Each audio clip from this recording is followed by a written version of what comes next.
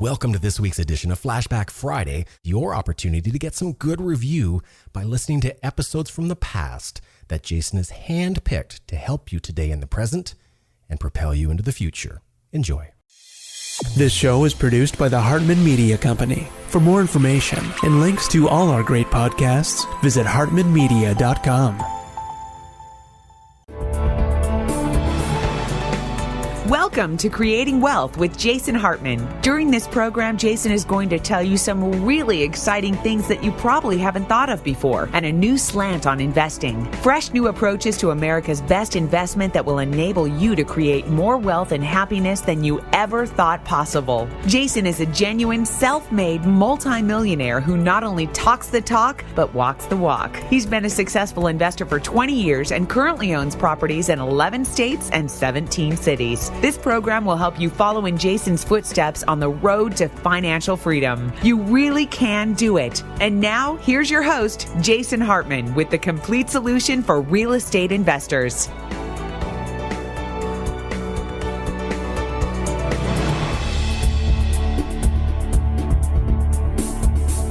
Welcome to the Creating Wealth Show. This is episode number 283, and this is your host, Jason Hartman, and I've got Steve here with me on the line. He's one of our investment counselors. Steve, how are you? Fantastic. How are you, Jason? I am doing great. So you're in Utah today, and I'm in Arizona, and I just took a call from one of our listeners and clients, Neil from Minnesota, which we're not going to play on this episode, but I just recorded it before this, and I was talking to Neil about how geography is really nowadays less meaningless than it's ever been in human history.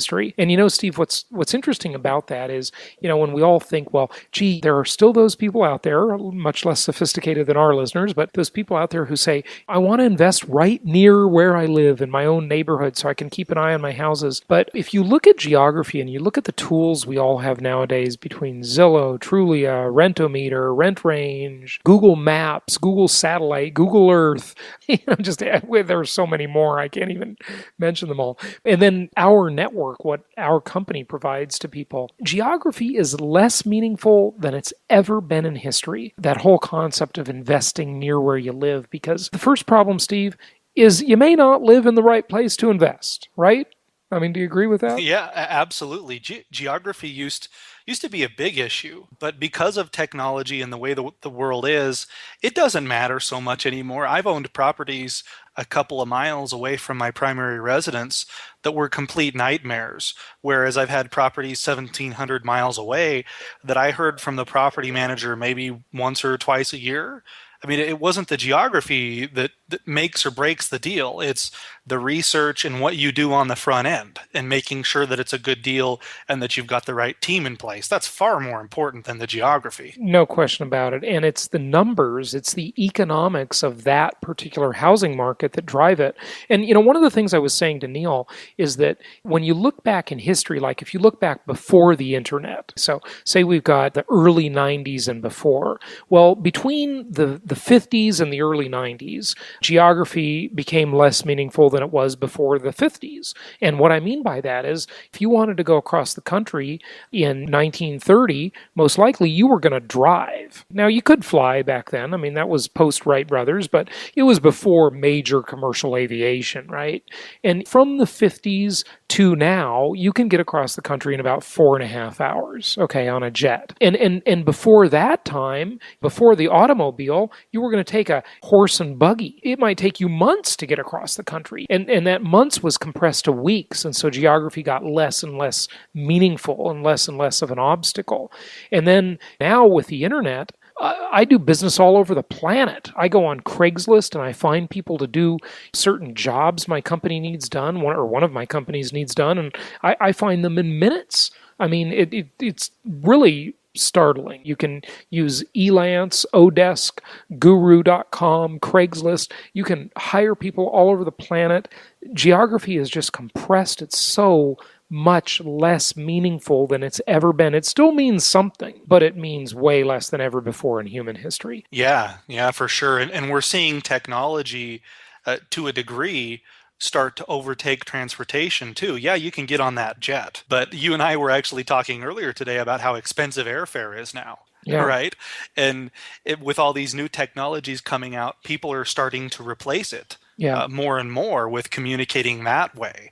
And I find that interesting as well. Well, but you know what though? I have to kind of differ with you on the how expensive airfare is. Now, see, when Reagan deregulated the airlines, airfares just plummeted, and I mean competition soared, and it got no longer were the airlines these big fat cats, and the whole romance of flying went out the window after that. But it made it the Greyhound bus in the sky, where everybody can afford to fly. And, that's all good and bad, right? Right. Yeah. Well, they can. I mean, there's no doubt, though, that it's more expensive now than it was 3 or 4 years ago to fly. Yeah. No question about that. We don't know why that is. Maybe it's because commodities are going up in price. Well, right? I think a variety of factors. And even though the airlines have been deregulated, the ability to run a business in the United States has only gotten more complicated, and that just drives up costs for the consumer.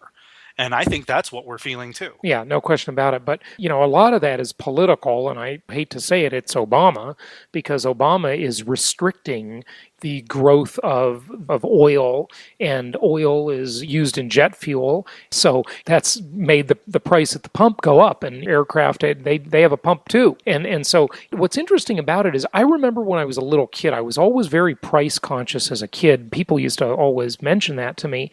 And my mom, it's like, why does this kid talk about money and prices of things? I was very aware when I was a kid. And I remember in the 70s, I would go back to visit my grandparents as a little child. And I remember sometimes I flew alone. I remember the first time I was really scared to do that. The flight, they didn't call them flight attendant, the stewardess would escort you around and make sure you got everywhere okay.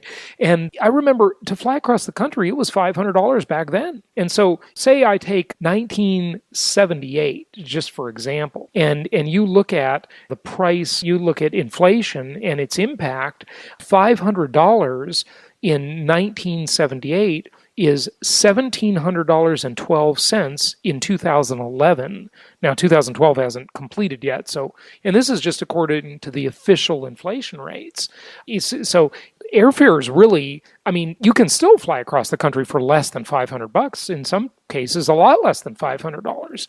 So yes, you're right, it's a lot more than it was 3 years ago, but overall, due to deregulation and what Reagan did, I mean, it's a lot cheaper. So we got to really understand in the long view, geography is just way less of an obstacle than ever. Yeah, right. And as you talk about in a few of your podcasts that you've done before, the bytes and the information, that's free. I mean, we're talking over the internet right now, and we do almost all of our business that way.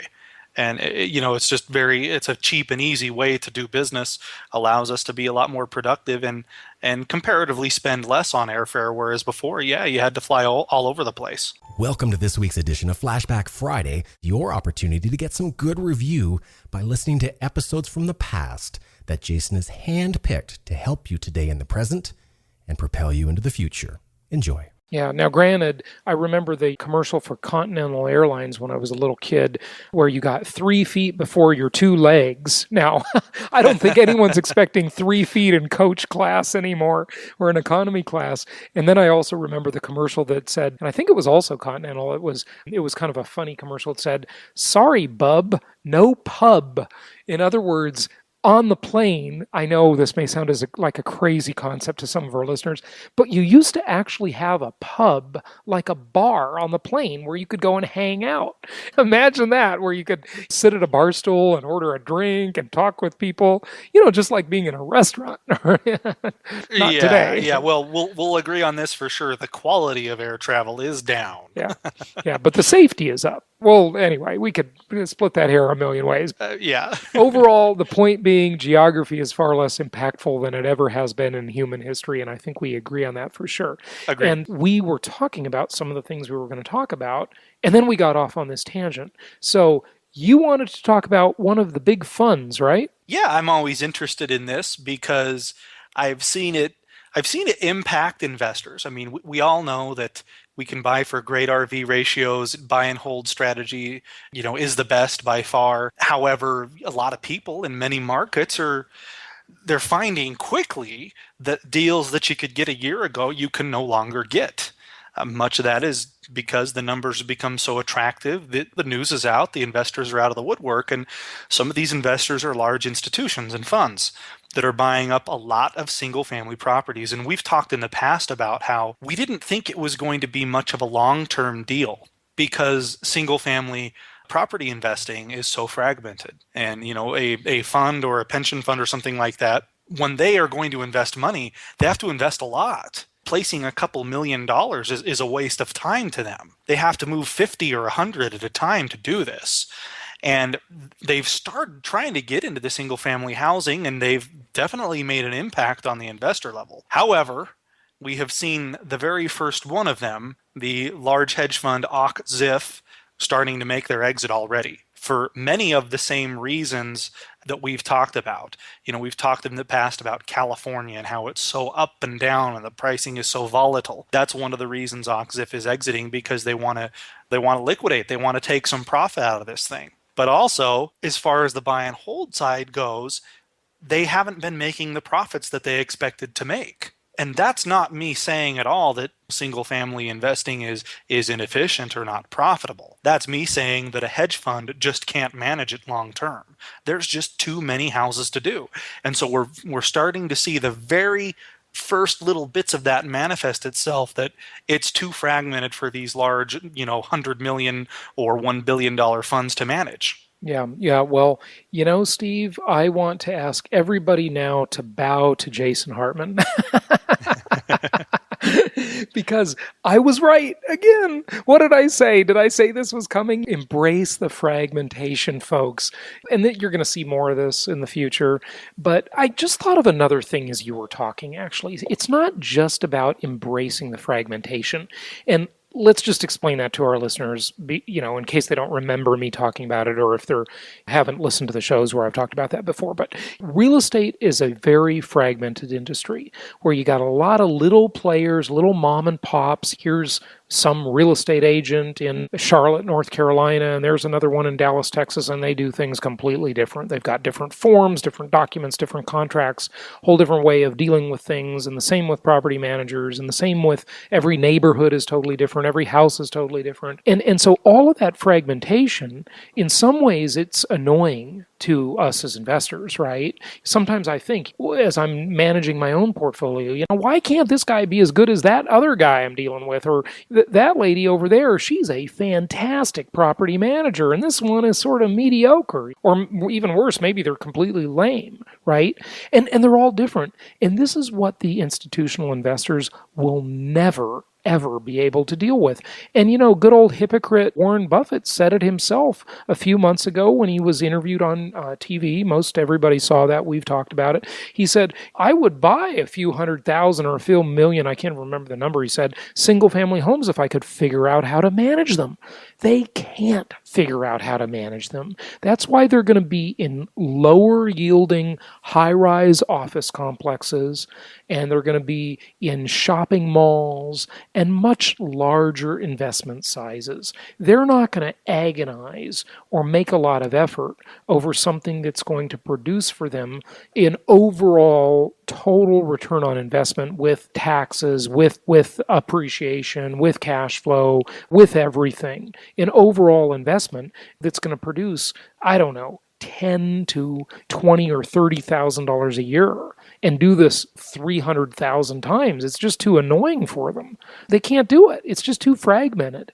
So that's why I say embrace the fragmentation. That's why the opportunity is here for all of us. Everybody listening has this opportunity, because you know what? You can deal with a little fragmentation. You're set up for it. You can use your human judgment. The returns are large enough to matter to you. They're not large enough to matter to some big fund. But Steve, here's the thing I was thinking as you were speaking, and it's this. It really goes back to what I talked about a long time ago after interviewing Catherine Austin Fitz on the show. When I was talking to her, I was talking about the real economy, which is the Main Street economy. This is the commodity, or not the commodity, but the economy that deals in real things like commodities. Housing is a commodity. It's solid. It's made of atoms, okay? And things in the real world that you and I buy buy and interact with every day, and we exchange currency for that. Now, currency is fake. Okay, currency is pretty much built of bits and bytes. It's really data. That's all really currency is when it's controlled by a central bank like the Federal Reserve. But the real economy is far less sexy to these big institutional investors like these funds. And as you were talking, it just occurred to me, because in the smoke and mirrors economy, in the Wall Street economy, in the data economy, the bits and bytes economy, which is what they really deal in with their financial innovations and their financial instruments and all these crazy derivatives and all this totally sexy stuff that has these huge multipliers, and they're all really fake. It's all a game of smoke and mirrors, right? But they can make a lot more money in that kind of stuff rather than dealing in the real economy. They can make a lot more money screwing around and finding a way to engineer a pool of capital and short stocks and trade derivatives and do all of these screwy hocus pocus things. The real economy it's just not sexy enough for them. That just occurred to me as you were talking. That's a good point. Yeah, making an honest living isn't going to cut it, right? Yeah, exactly. Doing something real that requires adding value, the value of things to the marketplace. And they're just shuffling money back and forth in creative ways. It reminds me of this quantitative easing 4. And I can't remember if we had talked about this before, but where Chairman Bernanke is going to allow, I believe, 40 or 50 billion a month in purchasing of mortgage-backed securities. Well, there's not 40 or 50 billion dollars a month worth of real estate changing hands. So how do you do that? Well, you make up a bunch of crap. Yeah. Okay. Yeah. You create and that's it. what's changing hands, and they're going to buy it, and it's useless. Yeah. I mean, we're going back to square one again here.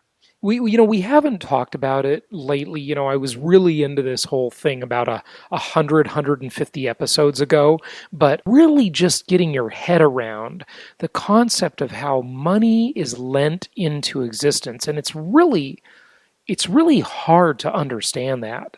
I mean, just to understand how when a bank loans money, it increases the money supply and has a multiplier effect. And I remember when I went with the National RIA group, the Real Estate Investment Group, I went to Washington, D.C. a couple of years ago. And, it was kind of a cool kind of a field trip, because it was basically to be lobbyist for a day. And it was right after the financial crisis. And I mean, it was really kind of scary what was going on. And I remember we'd go into these different offices of our representatives and talk to their aides. And once in a while, you'll catch one of them in real life and maybe get a few words with him. But mostly you're talking to some underpaid aide who thinks politics is sexy. And we'd go in and we'd lobby them and we'd say, hey, you could help real estate investors restart the economy by doing this and that. And there were several bills that we were kind of lobbying for. And it was very interesting. But then I remember with one of them, I think it was in Arlen Specter's office, actually. We were talking with one of I'm pretty sure it was Arlen Specter's aides. And they said, well, the reason we in Congress wanted to give the money to the banks instead of giving it directly to the people in a tax credit or a tax rebate. Remember when George Bush did that? Everybody got, I don't know, like $2,300 back or something. I can't remember, so forgive me, but there was like a rebate that everybody got to stimulate the economy. And the reason Congress didn't like that, just giving money to the people, is because it didn't have the multiplier effect. When you give it to the banksters, the crooks that run the banking cartels, right? Yeah. It has a multiplier effect, which basically they just admitted it creates inflation. Okay, that's exactly what happens with that multiplier effect. You give money to the banks, and I shouldn't even say money, I should say currency, because it's not money, it's just data. Currency is data, money is real, money is things. But you give currency to the banks lend money, and when they lend money to someone, it actually increases the money supply by a multiplier. So it's one of the many reasons that the inflation track the inflation footing will always be, until collapse eventually occurs in any country, it will always be the path, because it's the easiest, most palatable way out, and you get to debase the debt owed to other countries. So it screws over China and Japan because they're our two biggest lenders, but it's great for the U.S. as long as we're holding the cards, and we're probably going to hold on to them for a few more decades at least. I mean, everybody's squawking about how we're going to lose control of that. I don't think that's coming anytime soon. And what I mean by that is the world's reserve currency. I think we're going to hold on to it for quite a while. And I do, as I've stated before, because we've got the military. We've got the might to force that upon the rest of the world. Not fair, just the way it is. Just the way it is, and there's no other way out of it. We're going to keep getting the hamburger today and paying for it on Tuesday.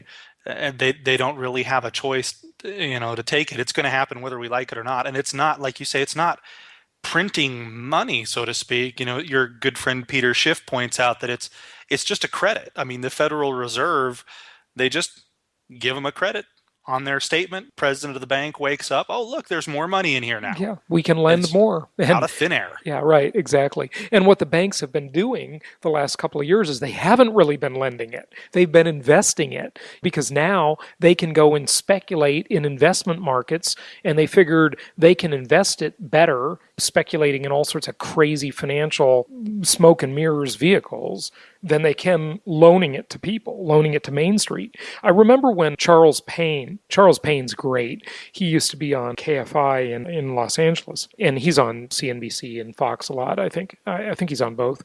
And Charles Payne's just awesome. And he would talk about, he'd cite all these studies that how the government gave the banks all this money, and they said, okay, look, here's all this money, go and do loan modifications. Help people out. Keep them in their homes, avoid foreclosures, reduce the foreclosures. And at one point along the way, B of A, that absorbed Countrywide, and unbelievable that, what's his name, Anthony Mozillo, I believe, didn't go to jail. He just bought his way out of that problem for what would be like me giving you $10. Okay? Okay, so he paid a few $1 million. Big deal. It's just unbelievable. These people, like, the fine is meaningless to them. They don't even live in the real world. And there was a point at which Charles, I remember he cited a study, and he said the average cost of a loan modification to the taxpayer, in other words, what the government spent to modify a loan, was like $800,000 to modify a loan on someone's house. That the house could only be worth $180,000, yet the cost in the money getting all diluted and sunk and wasted and stolen in these crooked banks was basically like $800,000 to modify a loan. I mean, just total absurdity. Not to mention the cost that it was to the housing market, the uncertainty that just over the housing market. Now a bank, when they're going to foreclose, and I'm not saying, oh, poor banks, I'm not doing that at all here, but when they're considering foreclosing, now by law, in many cases, they have to offer, loan modifications to a certain amount of people who are in that situation for a reason. Many of them, even with a modified loan, lots of those ended up going upside down and not working out once again. And it just, that's that shadow inventory that hung over the market for so long. Now, it was a great opportunity for investors, but as to the overall housing market recovering, all it did was delay the inevitable and just string it out for longer. Yeah. And some of it's still there, no doubt. And by the way, I wanted to mention, I'm sure that number that I talked about with Charles Payne, and I don't know the exact number, but it was ridiculous. That's my point. I'm sure that number got quite a bit better as things progressed. I mean, I hope it did. I'd have to think it did. But it's just absurd. I'm sure you could have just given, the government could have just bailed out the people instead of bailing out the crooked banks, right? They could have just given everybody a check for a bunch of money, and the people would have gone out and spent that money. They would have had capital formation, reduced their debt, but God forbid the government doesn't want to see people reduce their debt, because that's a part of the whole scheme. That's the whole inflationary scheme. Real economies are built on capital formation, not on debt. We live in this like fake economy. It's It's almost hilarious. You couldn't write fiction this good. And what we're teaching on this show and to our investors is we're teaching them a way to deal with the fake economy and to actually outsmart it by using the same techniques that the central bankers are using, that the government is using, and gaming the system, if you will. It's completely legal, of course, but you just got to have the right strategy. I mean, most people are getting just destroyed, and it's going to get a lot worse, in my opinion. That's why I will never say this is a recovery, because I think for many people, the pain they've experienced over the past few years is minor compared to the pain that's coming. My goal is just to reach out to as many people as possible and get them to see the ways they can get around it. But anything more on the hedge fund thought? No, I think, we're definitely getting on tangents today. Yeah, We have a couple times already, but agreed with all you said. And that's all I have to say on the fund thing. I don't think that they're going to be around for the long term, affecting investors. You don't have to worry about bidding at the auction and having some fund swoop in and pay the market price before they've even put any repairs into it. That's another bubble, that is getting pumped out into Wall Street, that's funding these private equity groups that are showing up at the auction. But they'll find sexier, faker products to go to sometime in the short to medium term here. Faker, I don't even know if that's a proper grammar there. I doubt it is. But a faker product, that's what they'll do. They'll get more fake stuff. Why deal in the real economy? It's just too difficult. It's too much of a burden, when you can deal in the smoke and mirrors fake economy that they're so good at. And the other thing I wanted to say is that this is one of the reasons, Steve, that investing your money with an institution is just a bad idea. Because institutions, they don't care. Just remember something. It's not their money. This is the reason that they'll go for these low-yielding investments. They just want to place money because the more money they place, the more they get. It's like running some stupid department in a big, inefficient corporation, or in the worst, most inefficient corporation in world history, known as government. If you don't spend all your money, if you don't deploy all your money, you don't get more. You got to get rid of it all. You got to deploy it all, and then you can get more. And they don't care. It's not their money. One of the perils of government, why government doesn't work is, and I think this quote is just an original from me, but it's just, here it goes. When it's everybody's money, it's nobody's money. Nobody really cares when it's the collective. That's why collectivism doesn't work, because everybody starts to get lazy mentally. They get lazy physically. A worker in the Soviet Union, in the former Soviet Union, how hard do you think they work, really? Do they get up and go to work with ambitions that they're going to take over the world today? Some Soviet worker in the 60s or 70s or even 80s? I mean, no, of course not. There was nothing in it for them. They wouldn't improve their life one bit by being more successful. Not at all. And there's that old adage of the Soviet worker where they'd say, the government pretends to pay us, so we pretend to work. Right? Yeah, Nobody's doing anything. Very good, very good. Well, hey, we're going a little long. I know we've got a couple things more to talk about. Let's just make those for another show, okay? And let's get to our guest today here. And we've gone pretty long here. So I want to get to our guest, and then Steve, I will be back with you to record another show, another intro for a show here very shortly, okay? That sounds great. And one of the things I do want to say to people, be sure to register for our Meet the Masters event coming up in January. That's going to be a fantastic event. Again, we're trying to make some changes, change it up, keep it interesting for our regular attendees. And we only do it once a year now. So this will be the only time that we have planned in 2013. January 18th through the 20th, Hyatt Regency Irvine. Register at jasonhartman.com in the events section. And that price will be going up pretty soon. So get the early bird pricing. All right. We will be back with our guest in just a moment. Now's your opportunity to get the Financial Freedom Report.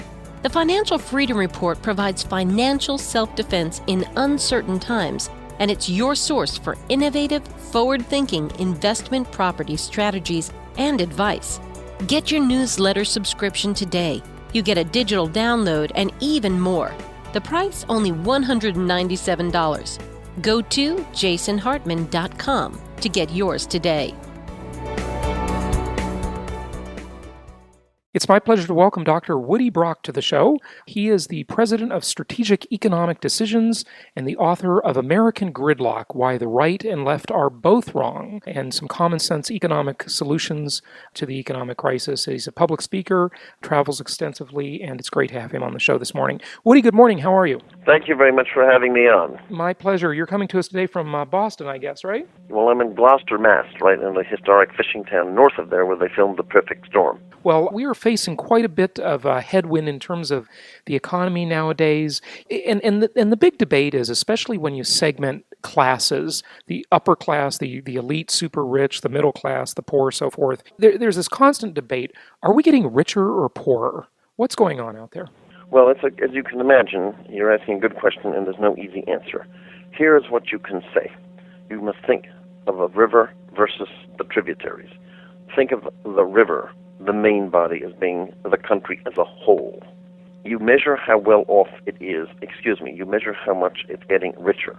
You measure wealth growth by looking at what is called family net worth for all families, forget rich and poor. That statistic shows today the net worth of American families, all assets minus liabilities, is $54.2 trillion. Now, if you're getting richer as a nation, that number grows nicely, say 3 or 4% a year, correct? Well, the wealth of the nation grew enormously from 1980 to 2000. It's important to have this background. Just take the stock market. I guess it was the S&P, was maybe 890, if I recall, in 1982 when my dad died. It had been a terrible 20 years in stocks with OPEC inflation. In fact, if I recall, the stock markets had been at 890 in 66 or 67 and was still there after more than 200% inflation when he died at the end of 81. Everybody was gloomy. No one was getting rich. And things were moving backwards in real dollars easily. And in real dollars, it was like, oh, no, my family lost 65% of their real buying power. So only people in a lot of debt survived. Unfortunately, that's now the reverse. So the point is, George Soros told me in 82 or 83, when I was just getting going in my little business, that he was an optimist who thought the market, I think he said, would go to 5,000 by the millennium, which was 18 years away. Well, of course, having gone nowhere, it would never go from 890 to 5,000. I mean, George, what are you smoking? Right, but it went more As you than know, that. on the millennium, on January the 1st, the market was 11,800. The point is, for a variety of reasons, interest rates had fallen. Your bond wealth had therefore gone up because the more rich you are, the more interest rates are low, bonds are valued higher. Housing was good. So the country got real rich. Unfortunately, the growth rate of wealth follows a long-term law known as the capital output ratio. You don't have to get into the details, but basically the growth rate of wealth is the growth rate of GDP. That is the turnpike. Forget the exits and the off-ramps and the on-ramps. We then entered into a very tricky period. It was good in the 90s somewhat, but you will note that the stock market today, after inflation, is where it was in the late 90s, correct? So you haven't made any money. And net worth went up, of course, and then it crashed with the sort of recession of the dot-com crash of 01 and 02, and then, of course, it was fine with the housing boom. And then the housing boom collapsed, crushing the middle class who were over-leveraged in housing. So net worth of the nation hasn't been doing that well. It goes up and down. Pretty good. Technically, it's actually what it should be now, because net worth should be 3.4 times GDP, which it is. That's the capital output ratio. So in a funny way, we're all worth what we ought to be in a theoretical sense, which is interesting. Now, when you look at individual groups, the statistics you read are right. The rich, the very, very rich, have really been getting rich because of this whole new group of financial people who can leverage hugely, and when they get it right, have an income of $100 million, $1 billion a year. Greenwich, Connecticut. Average nobodies have, of course, found their wages are growing at a negative rate. They can't afford health care. It's going up much faster than in their wages. And you look at the net worth of average middle-class Americans, it has not been doing well. When you look at poor people, it's even worse. So the gap between rich and poor, which is a separate issue from the overall wealth of the nation, is indeed distressing. No question. Yeah, the gap is getting larger, and the middle class is definitely under attack. I sort of struggle though with the poor side of the equation, because when I look at history and I watch old movies, and I had Bill Waddle on the show a while back, and he did that segment that you sound like you're obviously familiar with. It seems like the poor have a lot of stuff they definitely didn't have before. So it's sort of hard to argue that the poor are getting poorer, or at least, maybe in a small segment of that. But, when you compare it to a few decades ago, it seems like they're better off, no? You have to be very careful about this. This is a point that you've probably never heard made before, but it is theoretically correct. Most people measure whether we're getting more unequal or not by what we call the distribution of income and wealth. There's no question. The poor have basically been really screwed, and the very rich have done brilliantly. The poor are not doing well in terms of income. But from a moral standpoint, and even Adam Smith understood this, what really matters is the distribution of consumption. There, your point is correct. Poor people today, in a very odd way, wear the same baseball caps, the same Reeboks, go to the same concerts as the Rockefeller great-grandchildren. That was absolutely untrue 70, 80, 90, 100 years ago. The distribution of consumption is actually not as bad as people think. A person who loves a Monet painting of the water lilies that would be 40 million at an auction can get in basically a perfect reproduction of it and hang it up, or a digital copy, and pay maybe $150. And most people can't tell the difference. That could never be true before, and they couldn't have had that beautiful thing in their wall. So in funny ways, the distribution of consumption isn't as bad at all as if the distribution of income. But there again, it's mainly between the very rich, who are really rich these days, and the poor, who are going down. Yeah. I mean, no one would possibly argue that the elite rich are not getting much, much, much richer. It's just a little more confusing in the other segments. What about inflation? I mean, the government has been creating money out of thin air like it is. My mother used to say when I was a kid, she used to say, Jason, you spend money like it's going out of style. And I think money is going out of style, given the prospect of inflation. But what are your thoughts? Inflation is an extremely difficult issue, and the reason is people don't understand it at all. I say that with respect to the work of James Tobin, who would receive the first Nobel Prize in financial theory and was eminent in this field, and others. Here is the problem. Have you noticed that we've been printing money for 4 years and there's no inflation? Well, there is inflation. It depends in what. Have you asked why? Because they keep figuring out how to kick the can down the road? No, they did print the money. That's what you're saying. Right, I agree. They did monetary easing, but there's been no inflation. Let me give you a better example. 20 years of printing money in Japan. What's the inflation been?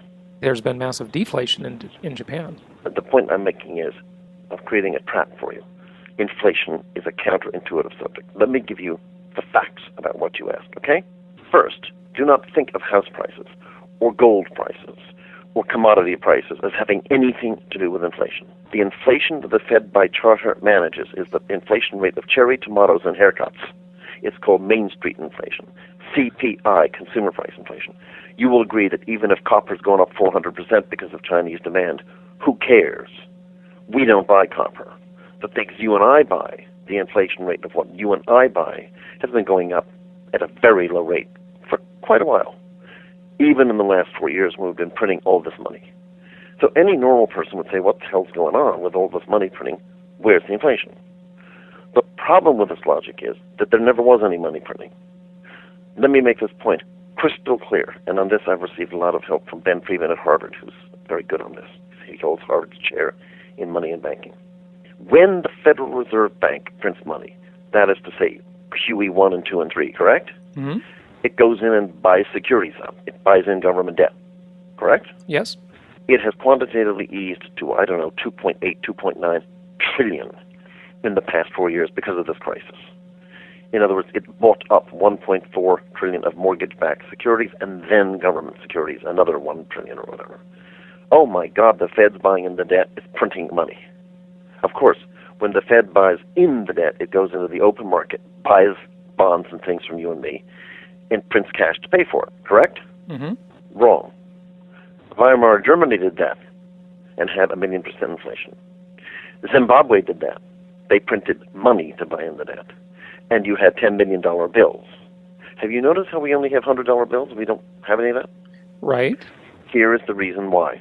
This is what people do not understand. And incidentally, why should I can't wait to hear what you're getting at here. You're going to hear the whole thing. Number one, when the Fed buys in assets monetizes the debt, if you wish to call it that. That is an increase, I guess it's about 1.8 trillion in its balance sheet's assets. Buying in those things has inflated the assets held by the Fed hugely.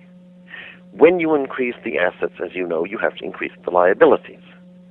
Do you know what the two liabilities of the Fed are? One is cash outstanding, currency. That's what got printed in Zimbabwe and Germany in the 20s. The second thing is bank reserves. In my country, we do not print money. Here is what we do. When the Federal Reserve of Washington tells the Federal Reserve Bank of New York, which is a separate organization, go buying in $1 trillion of government debt, the primary dealers with whom the Fed deals, and they have to have sort of clearance to do this, will go out secretly into the market and for the Fed buy in those $1 trillion of securities, okay? How do you think the Fed pays Citicorp and UBS to do this? It does not write them a check. It credits their reserve account that by law they must hold with the Fed by that amount. So bank reserves have gone up hugely with the Fed. That's the liability that matches the increase in assets, not cash. Now, Woody, wait a minute. Aren't those bank reserves something that when Citicorp gets $1 new reserves, it can make $10 of loan to Tom, Dick, and Harry? Yes, in principle, as long as it has enough capital. Yeah, that's the way fractional reserve lending works. Right? That's yeah, right. okay. So hold on. Woody, then what you're saying is the banks are flush with reserves. If they got $2 trillion more reserves, they could make $20 trillion of new loans. When they make loans to you and me, and the money goes into your bank account and you're paying an interest rate on it, you go spend it. And you and I create a huge demand for widgets, and the price of widgets explodes. Is that clear? Yes, that's clear. Too many dollars chasing a limited supply of goods. Because you have converted, the reserves have been converted. Then it goes into the system. We are flush with cash. We go out and compete to buy coffee filters, and they start going up at 80% a year.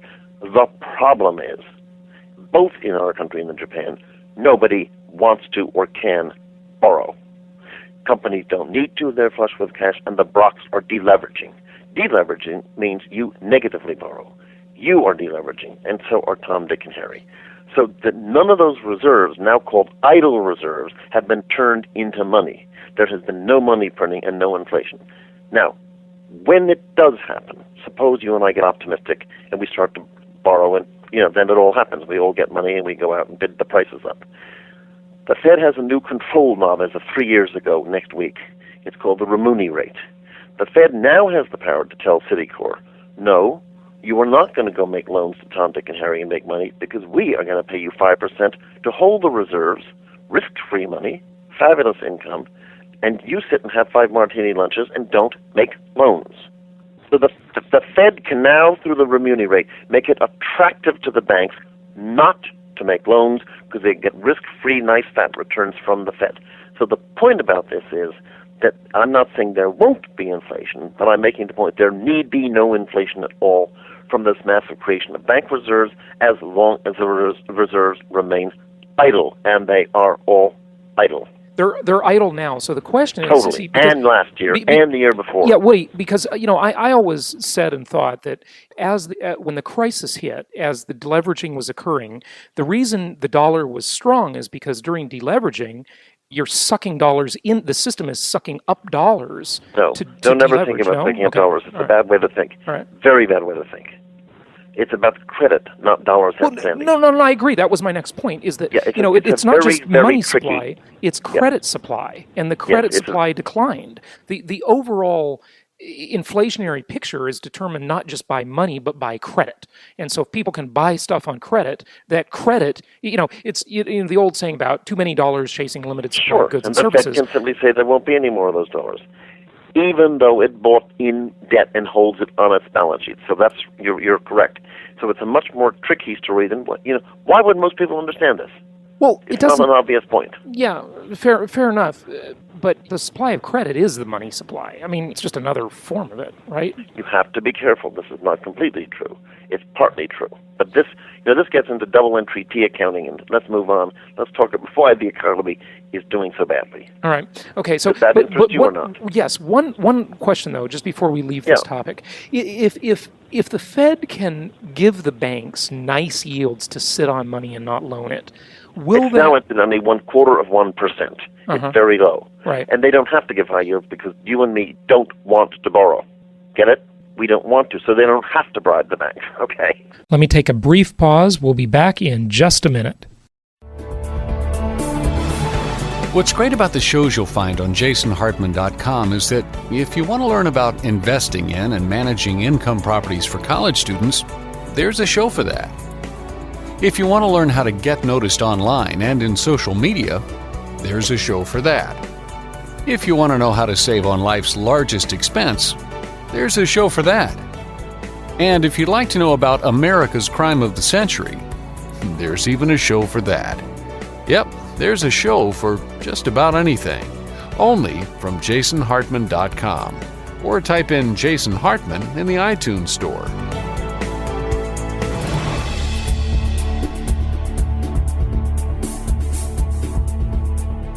Okay, sounds good. Well, let's go ahead and move on then. Headwinds. What is making it so difficult to have a real recovery here? Okay.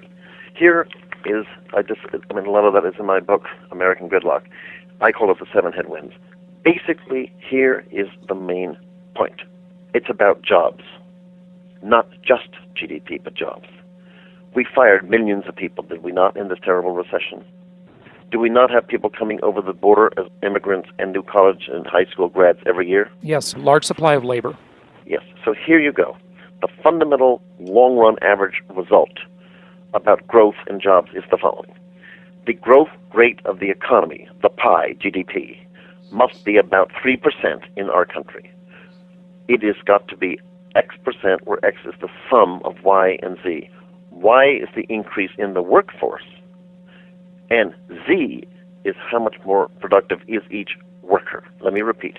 If workers are all in a pizza parlor, the growth of the economy to keep the job market in equilibrium or in balance has to be the sum of how many more people are baking pizzas this year and how much more pizza gets baked per person.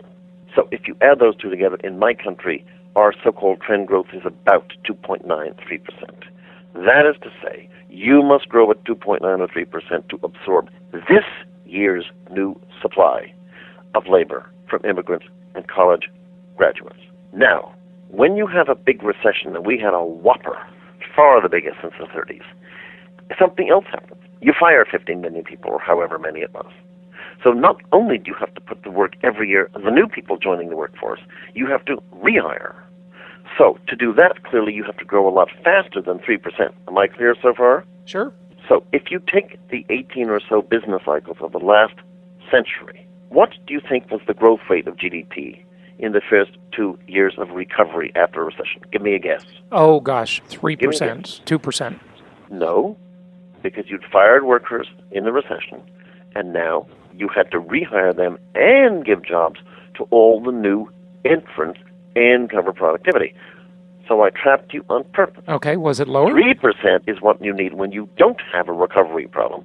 We grew at 6.2% on average coming out of recovery. So you not only absorbed the new entrants to the workforce, you also rehired those workers that had been fired by Henry Ford. Roaring out of a recovery, sure. Okay. Now, what do you think has been the growth rate of this recovery in the past 3 years? Give me a rough number. It's just been anemic. I mean... It's been 1.8 or 1.9. Yeah, it's terrible. Do you now get my point? Yeah. The real story here is that inflation, which has nothing... the unemployment rate, which has nothing to do with the government's 8.5%. That's one rate, but the real rate is known as the U6 number. And it's about 15.8 if I recall. I don't know the exact number. The point is, it includes the people who've given up working because they can't find a job. It's scandalously high. And what I've shown you is why it should be high. The growth rate has been terrible compared to what's needed to bring that 16% down to 6. Now, when you say, why is the economy itself so bad, moving away from joblessness? The answer is, number one, state and local governments always absorbed about 550,000 people during recessions and recoveries. But they overhired and overspent so badly, they're all going broke. So this time around, rather than state and local governments absorbing workers, they have basically fired some 700,000. So you go from not hiring 550,000 to firing 750. That's bad. B, construction for housing never came back because housing never came back. Agreed? Great. There are slight, small signs of it. Yeah, but I mean major. in terms of the growth rate of the economy, it's pathetic. Third, did not Tom, Dick, Susan, Jill, and Harry all, like me, binge and borrow for 35 years? Oh, yeah. Oh, you bet life. we did. Yeah. We covered over the declining living standard by borrowing like there was no tomorrow, as did state and federal governments. So the result is we are now retrenching. The Woody Brocks realized, damn it, I never saved enough for retirement. Damn it, the yield I get on my money is a third of what my mother used to get. You're lucky to get 1.5% after taxes today. And I'm terrified I'll be broke during retirement. None of us have saved enough money to retire, as is becoming clear in the baby boom generations. Therefore, Tom, Dick, and Harry are not going to go and reignite the economy by borrowing and binging, are they? They're Not contracting. likely. They're being careful. I mean, we're okay compared to Europe, but basically we're very conservative. Next, business investment. My clients like John Deere and 3M, they're fine. They're investing, but they're not investing in America. Their investments, their capital spending is in the New World, from which over half their profits come. So they're fine, those big companies. They have cash, they're growing, but they don't need to invest in America because America's sort of dead in the water. So if you take housing, state government, Woody and Tom and Dick and Harry contracting, add in housing, and you realize you knew all along you were going to have a really lousy recovery, as I wrote 5 years ago, and we have. It's not that it is a bad recovery. It's that we should have a bad economy, given that background. Making it worse, Obama, in borrowing $1 trillion a year, had the money been spent, as I argue in my book, on a Marshall Plan, whereby we don't fix bridges and roads, but electrical grids, fracking infrastructure, all kinds of things where we've neglected our infrastructure for 5 decades. When you borrow from the kids $1 trillion and spend it on productive investment spending like the interstate highway, it creates a very big impulse for hiring. If you do what Nancy Pelosi does, we borrow the money and just give it to state and local Democratic workers to stay in their jobs. It's good that the people aren't being fired, but note that no new jobs get created.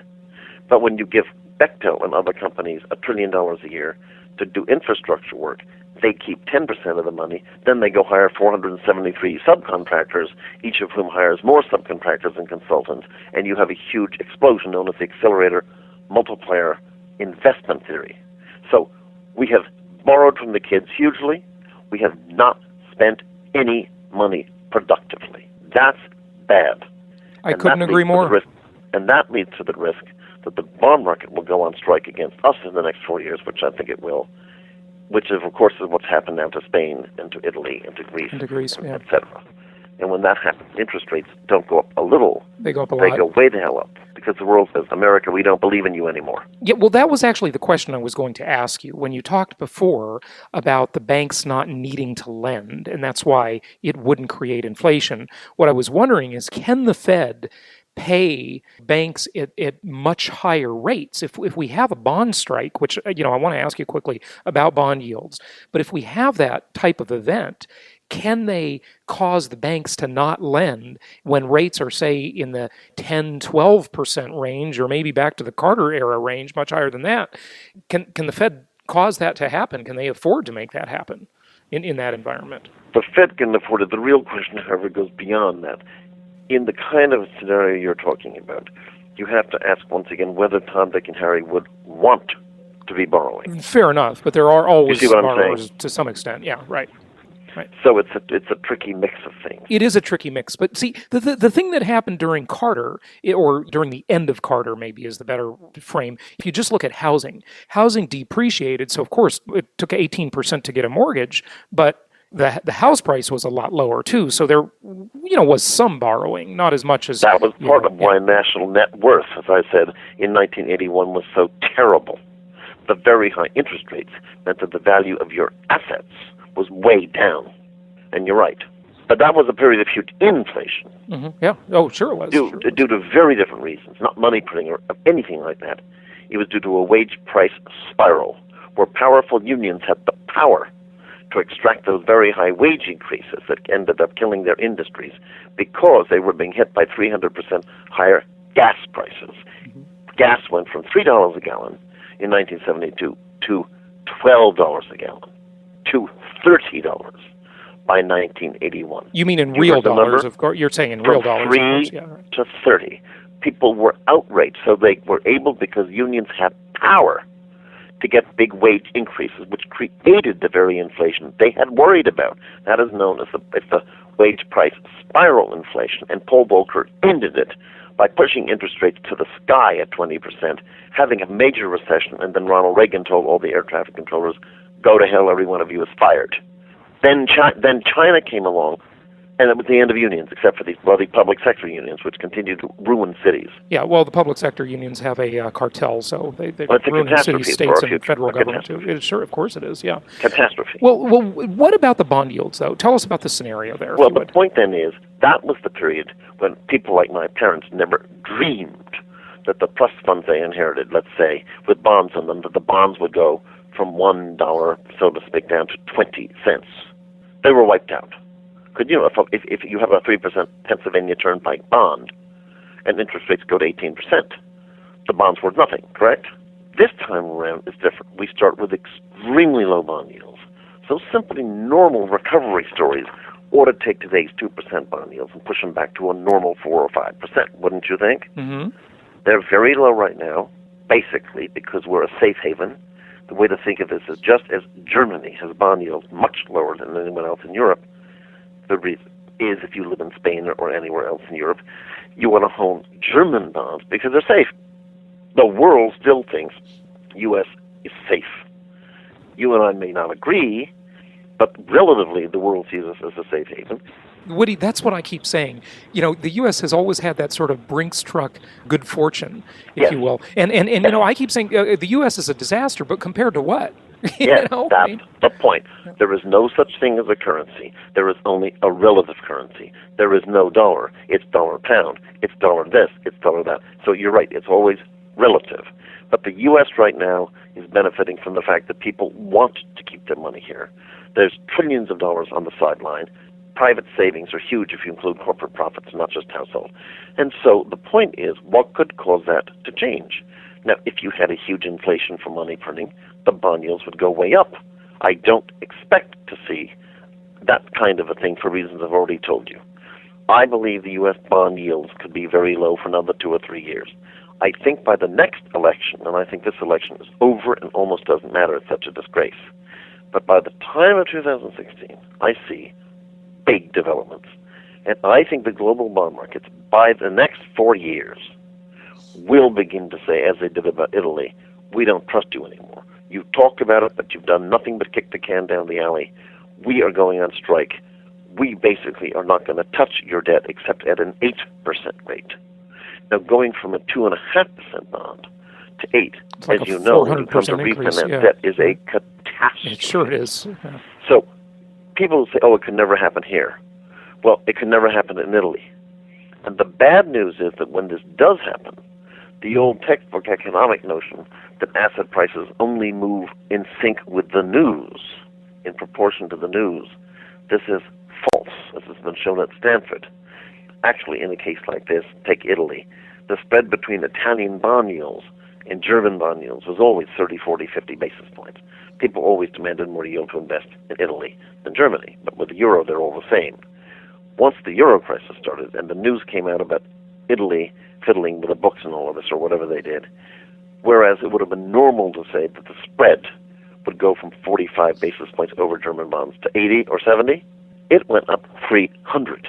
So prices of bonds move disproportionately to the news, making the crisis even more severe. So I am worried in the future that we're all going to get used to this cozy 2% yield. And then they won't go to 3, but they could go to 6. So I'm too stupid to know when. I don't know when these things happen. But it's certainly not going to stay at 2% forever. I would agree with that. One thing just in closing real quickly, Woody, you mentioned that this election is over, it's a disgrace. You've got to just tell us what you mean by that. Well, it's about the book that I wrote. I mean, it's basically that when you have the Republicans, on one day offending women with crazy statements about abortion just to please some extreme right-wing plank, when you have people frightened over Social Security and Medicare, there's good ways to handle it, they're not handling it right, you're going to alienate an awful lot of people. The Democrats, on the other hand, who accuse the Republicans of being obstructionists, which they are, themselves are obstructionists because every idiot knows the major financial catastrophe of the country are entitlements. And the Democrats won't touch it. I would argue they're the great obstructionists because that's the issue that affects us and that matters. That's the issue the world is judging. We've got to reform Medicare and Social Security. My book has chapters on each. So that's what I'm getting at. I think it's an election between ideologues. I think no matter who wins, you're going to have gridlock. And I think it's going to come unstuck in the next election, which could be like the year 1848 in Europe, when the old regime fell completely. And basically you created a new Europe. Time will tell. Another way of saying that is too many people will have become too used to sleeping in the ever smaller back seats of small cars. Fair enough. Well, Woody Brock, give out your website if you would and tell people where they can get the book. Well, I don't even know which website. I mean, the book's just Amazon. You look for H. Woody Brock, and it's American Gridlock on Amazon. So again, American Gridlock on the H. Woody Brock, or there's www.americangridlock.com. One word, American Gridlock. Right, and the Strategic Economic Decisions website is sedinc.com. Yes, my website privately for stuff and for our consulting and all of that is sedinc.com, www.sedinc, S, Strategic, E, Edward D, Decisions, S-E-D, Inc., sedinc.com. Anyway, well, thank you for being so patient. I hope that made a little bit of sense. It sure did. Thank you so much, Dr. Brock. Appreciate it.